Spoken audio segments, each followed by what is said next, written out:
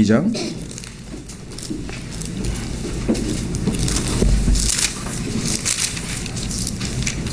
누가복음 22장 31절에서 38절까지 예수님께서 베드로가 자신만만하게 예수님과 함께 죽을 각오가 되어 있다고 했지만 베드로에게 네가 나를 3번 부인할 것이라고 예언한 그 유명한 사건이죠.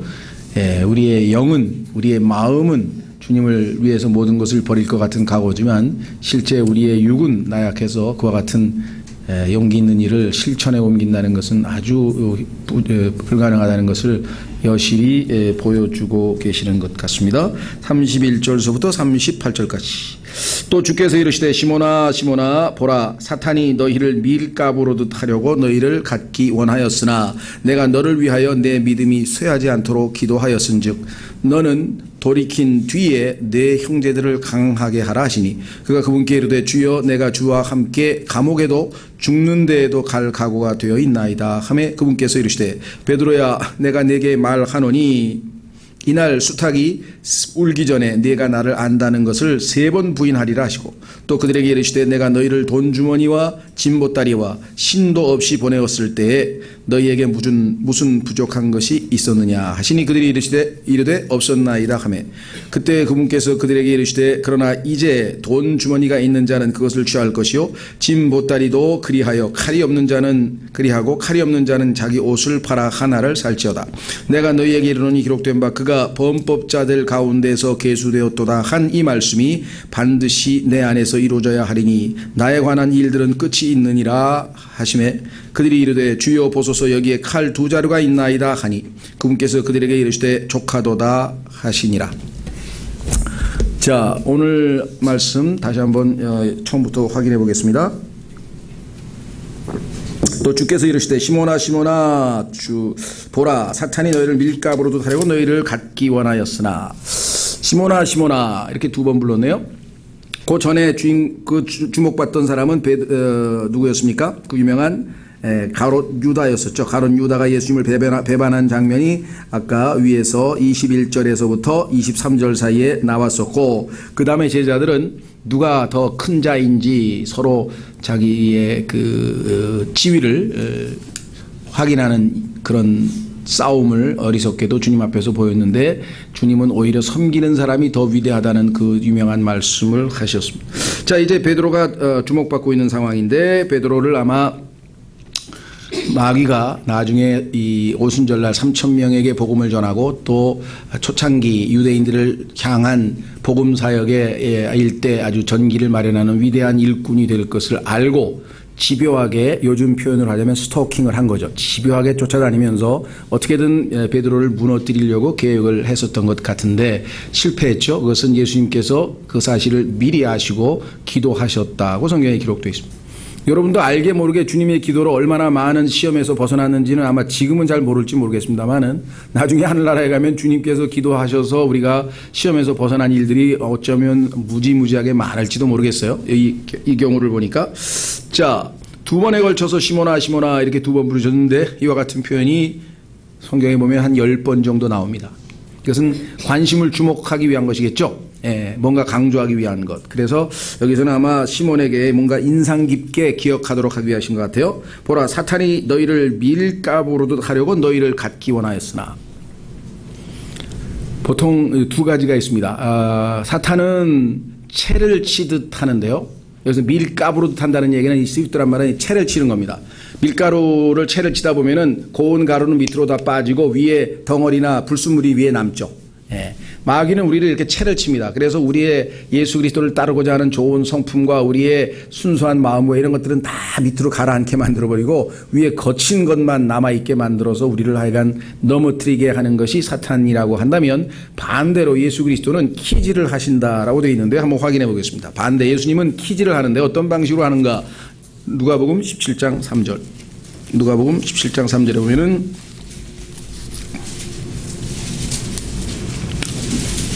누가복음 17장 3절이 아닌가요? 몇 장인가? 7장인가? 그럼 제가 잘못 알았네.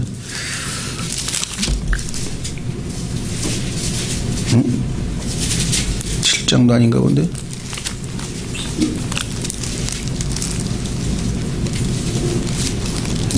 예. 하여간 나중에 한번 확인해 보겠습니다. 그러니까 내용을 설명하면 제가 성경 구절을 잘못 적어놨는데 예수님께서 키지를 한다 그래서 키지 타작마당에서 그것은 뭐냐면 알고 가고 그렇죠. 예, 밀가루에 그 알고 가고 겨하고 뒤 섞여 있죠. 왜 타작을 했으니까 곡괭이로 내리쳐가지고 지금 이제 겨하고 알고 가고 뒤 섞여 있잖아요. 그래서 키에다 담아가지고 이렇게 하늘을 향해서 키지를 하죠. 위로. 그러면 알곡은 밑에 그대로 남아있고 겨는 다 바람에 불려서 날아가 버리죠. 예수님께서 하시는 것은 바로 그것이에요. 좋은 것들은 남게 하고 찌꺼기들은 싹 털어버리는 우리의 퓨리파이, 우리를 정화시키는 작업을 하는데 그것은 주로 우리의 환경을 허락하심으로 고난이나 억울한 일을 당하거나 인간으로서는 감당하기 어려운 상황에 놓이게 되면 우리는 정화됩니다. 왜? 죄 지을 생각을 못해. 환경이 좋아야 뭔가 잘 돌아가야 죄 지을 짓지 고통스러우면 죄 지을 생각을 안 해요. 그래서 성경에 보니까 죽은 자가 죄에서 그쳤습니다. 성경에 써있기를. 고난을 당하는 자가 죄에서 그쳤습니다. 예수님도 고난을 당하시고 죄에 죽으셨죠.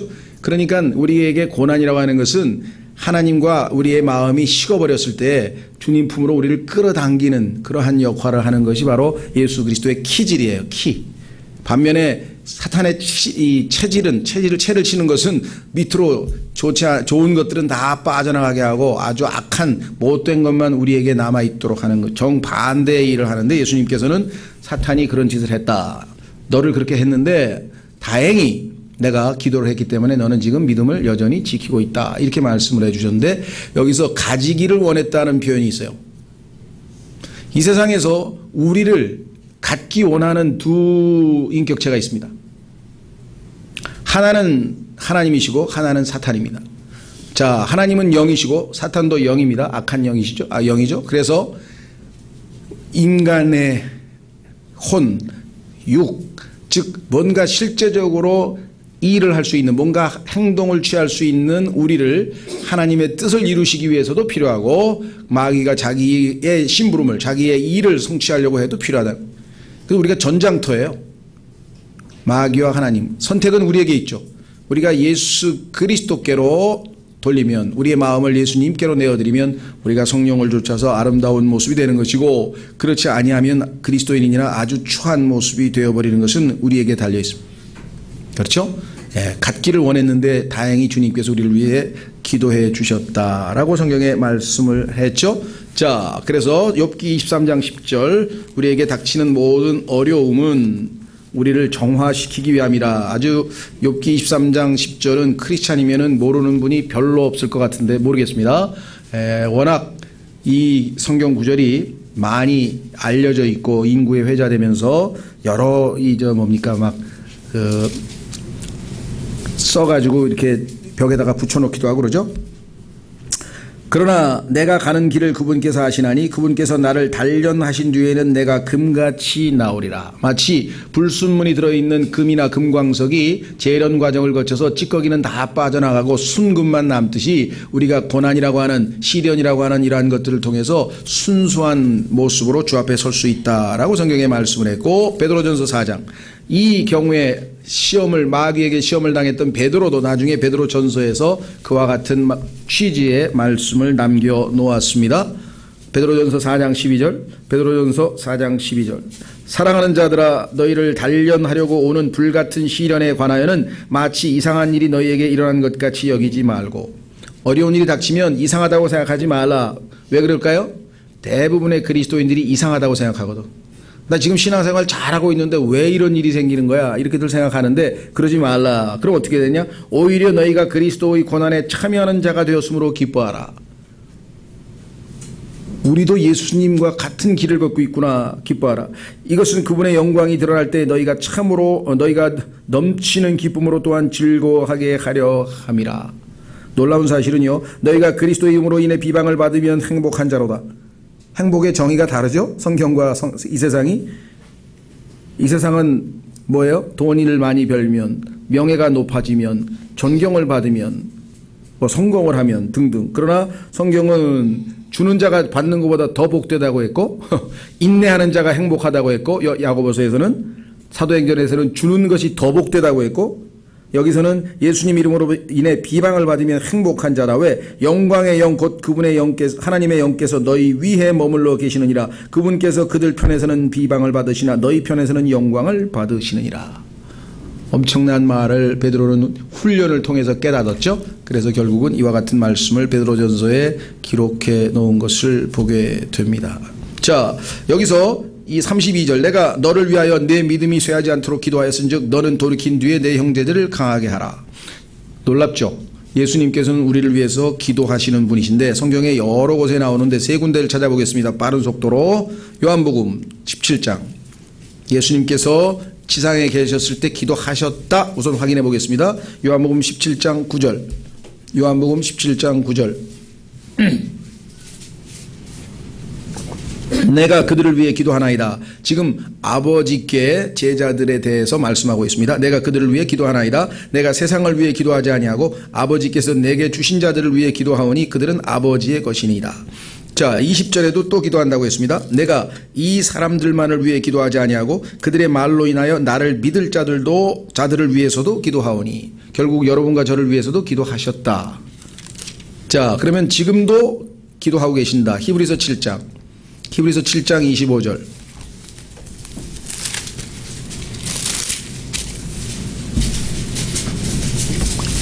히브리서 7장 25절. 그러므로 그분께서 항상 살아계셔서 그들을 위해 중보하심을 보건대. 우리를 위해서 지금 중보 기도를 하고 계신데 그분은 또한 자기를 통하여 하나님께 나오는 자들을 끝까지 구원하실 수 있느니라.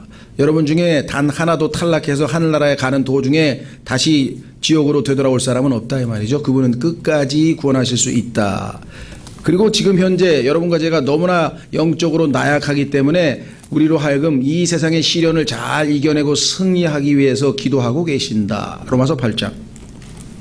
기도하시는 주님을 잘 묵상하면 우리가 승리할 수 있습니다. 예수 그리스도의 기도가 우리를 뒷받침하고 있죠. 로마서 8장 26절. 로마서 8장 26절.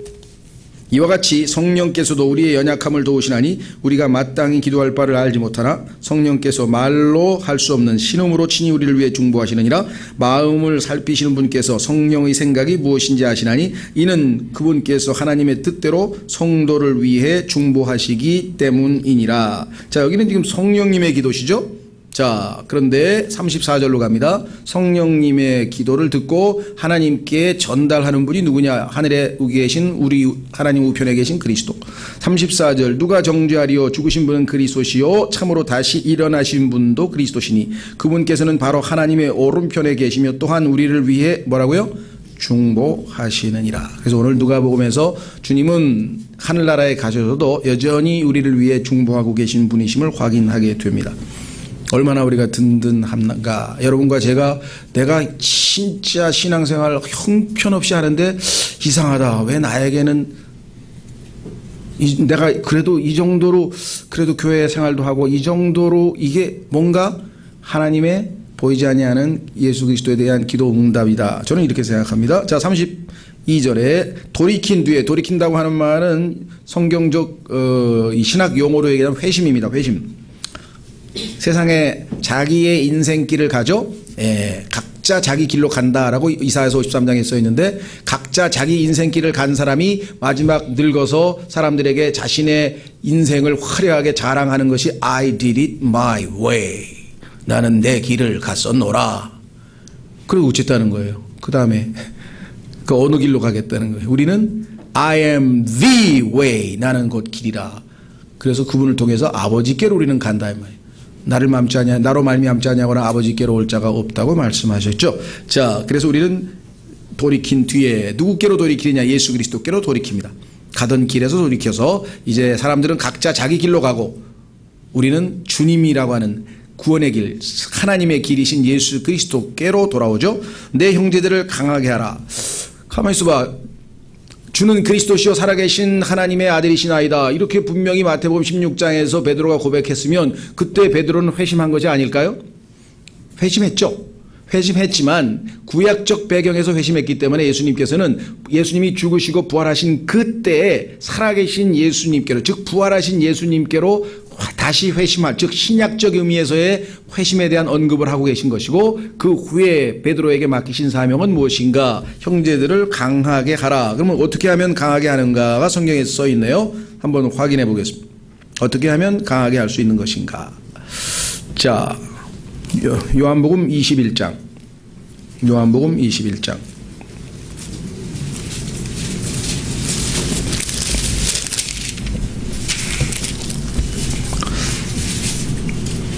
예수 그리스도를 3번 부인할 거라고 주님께서 예언하셨는데, 그 베드로가 회복하는 데에는 3번에 걸친 예수님을 향한 신앙 고백이 필요했습니다.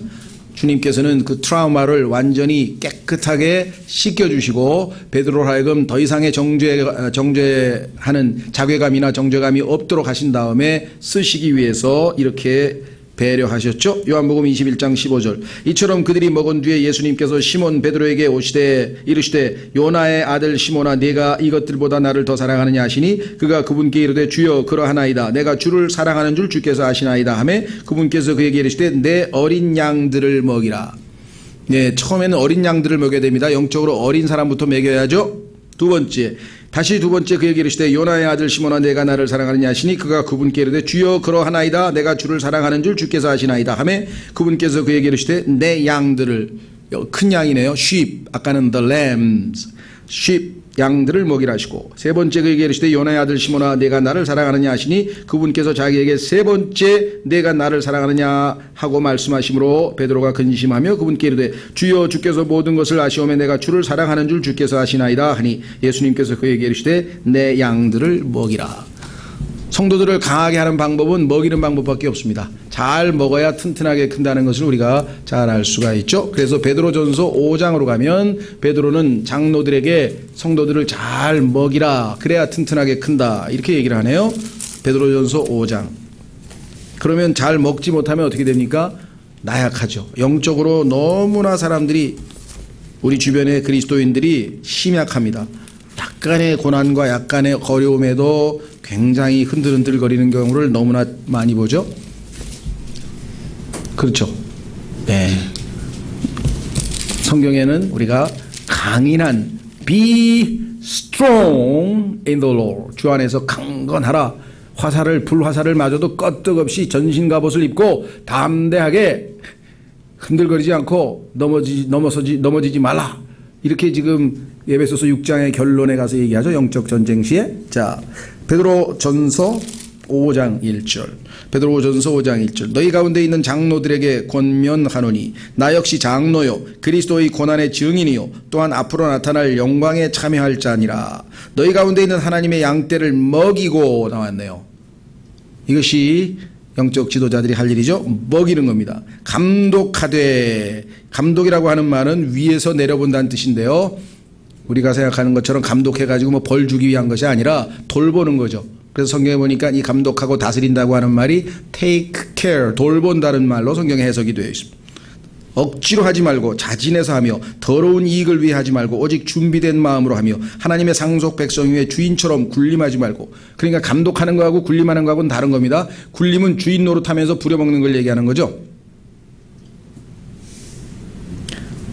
자, 오직 양떼에게 본이 되라. 그리하면 목자장께서 나타나실 때 너희가 사라지지 아니하는 영광의 관을 받으리라. 교회에서 어린 영적인 혼들을 먹이고 돌보고 돕는 그와 같은 일에 대해서 주님께서는 영광의 관으로 보상하시겠다, 이렇게 약속을 해 주셨네요. 자, 다시 돌아옵니다. 누가복음 22장 33절. 그가 그분께 이르되 주여 내가 주와 함께 감옥에도 죽는데도 갈 각오가 되어 있나이다 하니, 아주 베드로가 나는 목숨을 걸고 주님을 따르겠습니다 하고 단단히 얘기했는데, 이것을 우리는 뭐라고 얘기합니까? 시몬 베드로가 자기 자신에 대해서 어떻게 했다? 지나치게 평가했다. 그렇죠. 예, 자기 자신에 대해서 지나치게 평가했습니다. 로마서 12장. 오늘날에도 그런 분들이 더러 있어요. 물론 반대도 있어요. 지나치게 자기를 비하해가지고 너무 아무것도 못한다고 뒤로 빼는 사람이 있는데, 너무 또 모든 걸 할 수 있는 것처럼 하면 안 됩니다. 냉철한 자기 평가. 자, 로마서 12장. 로마서 12장. 찾으셨습니까? 12장 3절. 로마서 12장 3절. 내게 주신 은혜를 힘입어 너희 가운데 있는 각 사람에게 내가 말하노니 각 사람은 자기가 마땅히 생각할 것보다 더 높이 자기에 대하여 생각하지 말고 하나님께서 각 사람에게 믿음의 분량을 나누어 주신 대로 맑은 정신으로 생각하라. 자, 분명하게 자기 자신에 대해서 어떻게 생각하라 그랬습니까? 높이 생각하지 말라 그랬죠. 16절 로마서 12장 16절.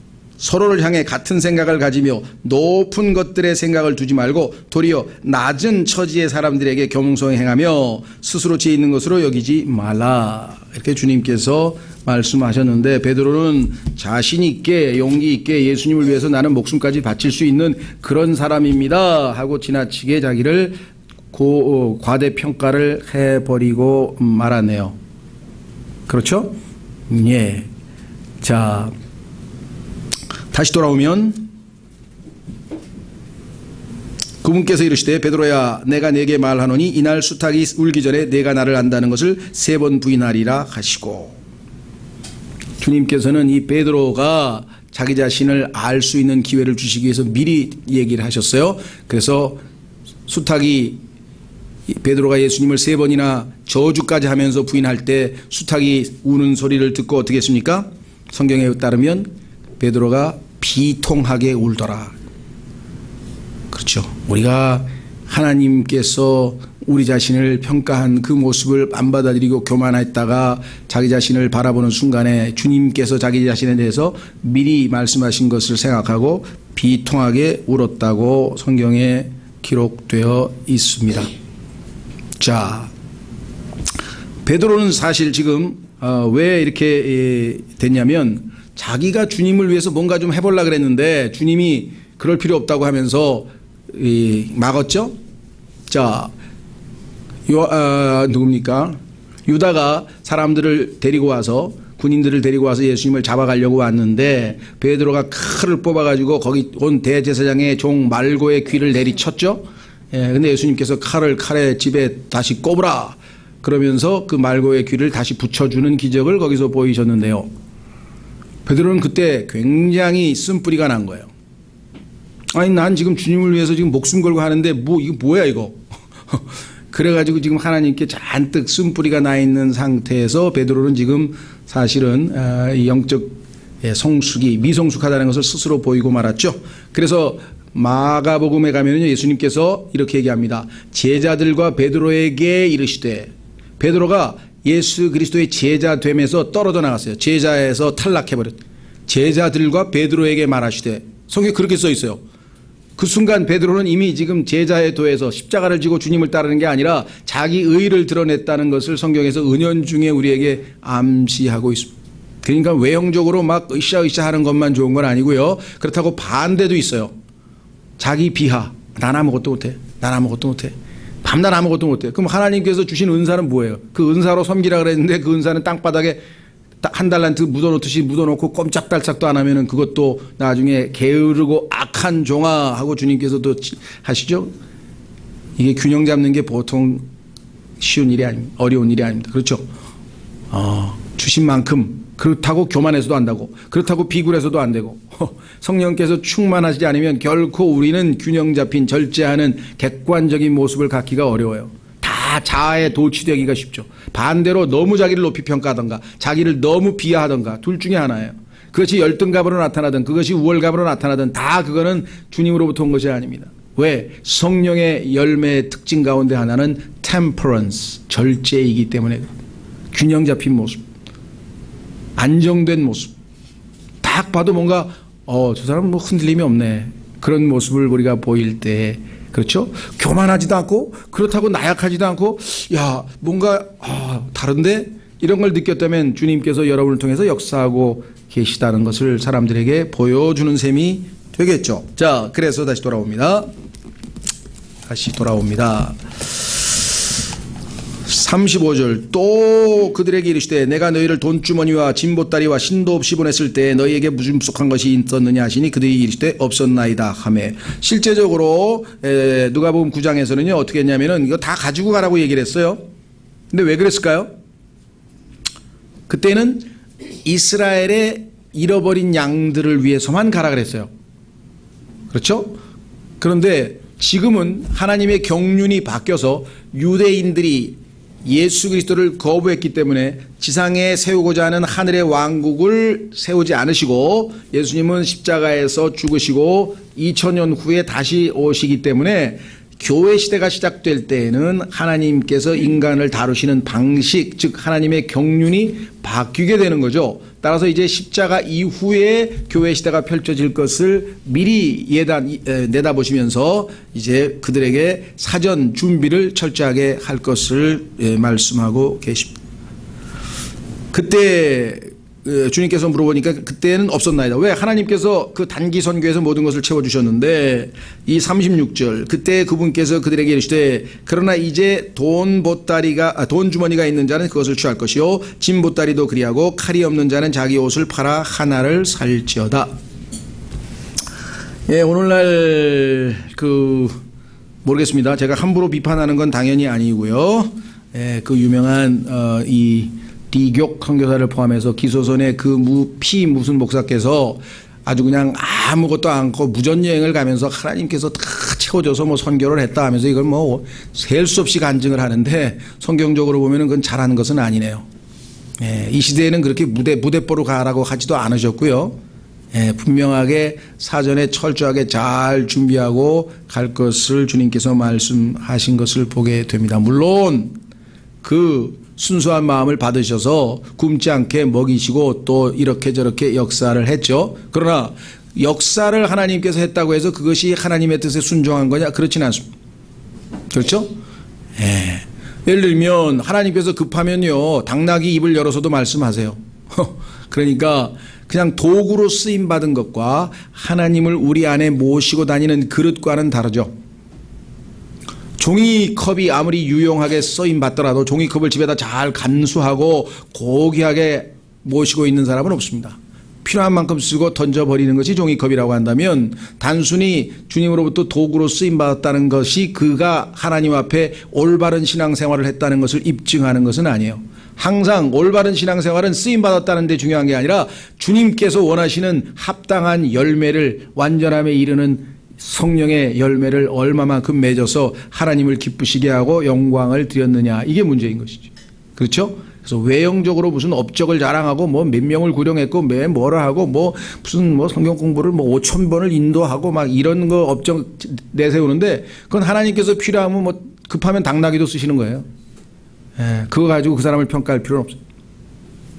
중요한 거는 그의 삶에서 예수 그리스도의 인격이 성령의 열매가 얼마만큼 맺혔느냐, 그것이 하나님께서 셈을 계산하는 기준이라고 하는 것을 여러분들이 꼭 기억하셔야 될 것입니다. 삼손 엄청나게 쓰임받았죠.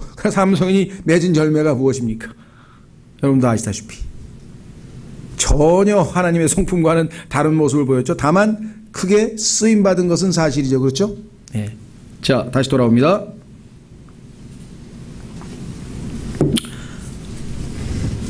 37절 내가 너에게 이르노니 기록된 바 그가 범법자들 가운데서 계수되었도다 한 이 말씀이 반드시 내 안에서 이루어져야 하리라. 나에 관한 일들은 끝이 있느니라 하시매. 이 구절은 그 유명한 이사야서 53장에 기록되어 있는 말씀이죠. 한번 보겠습니다. 이사야서 53장 12절. 이사야서 53장 12절. 예수 그리스도께서 왜 죄가 하나도 없으신 분인데 왜 범법자들 가운데 하나로 계수되셨을까? 그것은 우리 죄인들을 대표로 해서 하나님 앞에 죄인으로서 그분이 서셨어야 하기 때문인 것을 우리가 잘 알죠. 우리를 대신하여, 그래서 대속이라고 우리가 얘기하죠. 대속주이시기 때문에.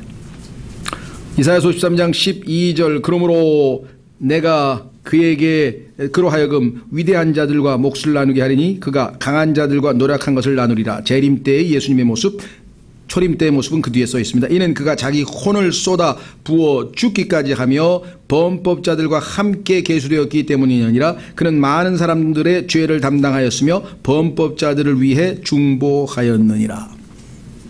죄인의 대표로 십자가에서 대표로 하나님 앞에 형벌과 진노를 받으신 하나님의 아들 예수 그리스도, 정말 그보다 더 위대하고 그보다 더 훌륭한 인품은 이 온 우주에서 찾아볼 수 없는 분이다. 우리가 그렇게 잘 알고 있죠. 자, 다시 돌아와서 누가복음 22장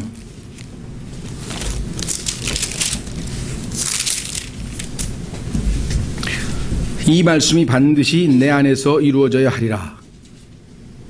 잠시 후 얼마 있다가 바로 유월절 어린 양으로서 예수님은 자신이 예언한 그대로 이루셨죠. 그리고 나에 관한 일들은 끝이 있느니라 하시매. 왜? 본인께서 다 그것을 성취하셨기 때문에. 그래서 예수님께서는 마지막 말씀으로 다 이루었다. The end. 끝이 있다 그랬죠. 예, 그래서 초림까지 하나님께서 그에게 맡기신 바 구속 사역을 완성하실 것을 미리 말씀하고 계신 것을 우리가 확인하게 됩니다. 자, 새로운 세대, 즉 구약에서 천국을 세워서 유대인의 왕으로 오신 예수님은 그들의 거부로 인해서 이제 새롭게 교회 시대로 새로운 이방인들의 구원자로 나서실 것을 말씀하시는 장면이 바로 지금 이 교회 시대를 준비하는 그 말씀으로 한 말씀으로 우리에게 아주 정난하게 보이셨는데요. 38절 그들이 이르되 주여 보소서 여기에 칼 두 자루가 있나이다. 제자들은 지금 예수 그리스도의 영적인 그 흐름을 전혀 파악을 하고 있지 못해요.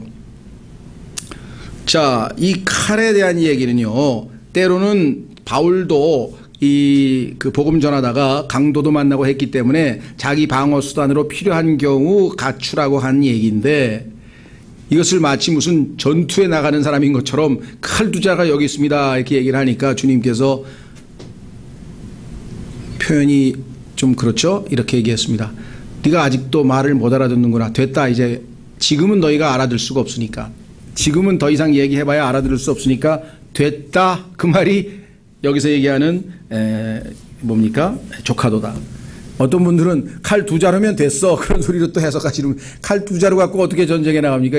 예를 들면 복음 전하는 사람이 100명인데 칼 두 자루만 갖고 되겠어요? 칼 얘기가 아니고 더 이상 얘기할 필요가 없다. 지금은. 왜 그런가? 한번 확인해 보겠습니다. 요한복음 16장에 가면은 예수님께서 지금은 너희가 감당할 수가 없다. 그래서 내가 한 말을 지금은 잘 못 알아듣는 모양인데 그 영적 깊이가 없어서 나중에 더 얘기하자. 그 얘기입니다. 조카도다 얘기는 enough. It is enough. 됐어. 예. 얘기는 거기까지만 하자. 이런 뉘앙스겠죠. 자, 어떻게 할 수 있는가? 요한복음 16장 12절. 요한복음 16장 12절. 내가 아직 너희에게 말할 것이 많으나 지금은 너희가 그것들을 감당하지 못하리라. 그러나 그분 곧 진리의 영께서 오시면 너희를 모든 진리 가운데로 인도하시리니 그분은 스스로 말씀하지 아니하시고 무엇이든지 자기가 들은 것만을 말씀하시며 앞으로 일어날 일들을 너희에게 보이시리라. 성령께서 오셔서 하실 일들이죠. 자, 그래서 아시다시피 여기에 나와 있는 것들은 이제 서신서를 포함해서 다 그 성경 기록에서 확실하게 드러났는데 여기 보시면 감당하지 못한다 그랬어요. 지금 영적인 진리를 얘기했는데 만약에 바울에게 나중에 특별히 계시해 주신 책이 에베소서인데 에베소서에 나오는 영적 전쟁에 대해서 예수님께서 지금 살짝이라도 언급하시면 지금 이 제자들이 뭔 소리인지 알아듣겠습니까? 그렇죠. 이 칼을 가지라고 하는 것이 단순히 그냥 진짜 칼인지 성령의 검인 하나님의 말씀을 가지라는 소리인지 지금 예수님께서 지금 니고데모와의 대화에서도 지금 엇박자가 됐었죠. 영적인 얘기를 하는데 육적으로 받았을 때. 그래서 예수님께서는 enough. 됐다. It is enough. 이렇게 표현을 하셨네요. 자, 그리고서 주님께서는 이제 또 다른 중요한 위대한 주님의 사역. 그것은 뭐냐? 하나님과 마지막 기도를 하십니다. 그래서 우리가 겟세만의 기도라 그러죠. 39절서부터 다음 시간에 이 위대한 기도, 그죠? 십자가를 앞에 두고 주님께서도 얼마나 간절하게 기도했는지 44절 땀이 큰 빗방울같이 되어 44절 보세요. 그분께서 고뇌에 차서 더욱 간절히 기도하시니 그분의 땀이 큰 빗방울같이 되어 땅에 떨어지더라. 여러분 생각 어떠세요? 한동안 의학자들이 이건 말이 안 된다 그랬는데 실제적으로요. 요즘에 우리가 일반적으로 얘기할 때 과거에는 신체적인 증상과 인간의 정신적인 것과의 관계에 대해서 그렇게 깊이 있게 연구가 잘 안 돼 있었어요. 그렇죠? 예. 근데 요즘에는 신체의 증상이긴 하나 그것의 원인이 신체적인 게 아니라 정신적인 것으로부터 오는 것을 우리가 자주 알죠? 예. 어떻습니까? 스트레스를 많이 받았습니다. 예. 소화가 안 됩니다. 그렇죠? 또 이 공과대 학생들 대학원생 보면은 실험을 해가지고 결과가 나와야 되는데 밤새 기다렸는데 결과가 안 나와요. 그럼 그 사람들 그 얘기예요. 그냥 스트레스 쌓이가 그냥 신경성 뭐예요? 설사. 그래 그냥 쫙쫙 공대생 가면은 그냥 화장실에 설사하는 사람들이 이렇게 말 왜 신경을 밤새도록 기다렸는데 원했던 결과가 안 나오는 거야. 그래가지고 그 친구들 이제 술집에 가서 대화 얘기 들어보면 야 정말 미치겠다 이 신경성 과민성 대장염이라 그런가요? 그거 있죠. 예. 저 같은 거는 간단해요. 그냥 야간에 운전 2시간 이상 하면 벌써 머리가 지끈지끈. 왜 안 보이니까 눈이 지금 잘 안 보이니까 막 인상 쓰고 그 펜잘 옆에 뒀다가 또 하나 먹고 그렇죠? 예. 뭐 등등등등 하여간 신경성이라고 하는 게 바로 원조가 여기에요. 예수님께서 얼마나 고뇌 가운데 기도를 했는지 땀이 핏방울로 바뀔 정도로 그렇죠? 정신과 육체가 밀접하게 연관돼 있어서 모든 질병의 원인을 지금은 스트레스에서 봤잖아요. 그죠? 지나친 스트레스가 암의 원인이라고 하는 것은 이미 다 밝혀진 상황이죠. 그렇죠? 예. 그래서 이제 마음을 편안하게 해야 된다. 그래야 모든 병을 낫게 한다. 뭐 이런 얘기들이 지금 이제 오고 가고 있는 게 바로 그것입니다. 그리스도인들은 그런 면에서는 사실 굉장히 유리한 면이 있는데 꼭 그런 것만 아닌 것 같아요. 그렇죠? 예, 성숙한 그리스도인들일수록 소화불량이 많다고. 왜? 중보 기도를 하도 많이 해서 기도 제목이 너무 골치 아픈 제목이 많아가지고 그거 놓고 기도하다 보니까 소화가 안 된다 그러더라고요. 사실인지 아닌지는 잘 모르겠어요. 제가 들은 간증으로는. 그래서 예수님께서 그 아주 사이코소매틱이라고 하는 이 요즘의 현대의학의 그 원조 모습을 여기서 얼마나 고뇌에 찼는지 그냥 땀방울이 핏방울처럼 떨어진. 예, 그렇게 기도하기 전에는 난 기도 잘한다 소리를 안 했으면 좋겠어요. 우리는요. 다음 시간에 겟세마네 기도에 다시 한번 확인해 보겠습니다. 자, 흩어져서 기도하시고요.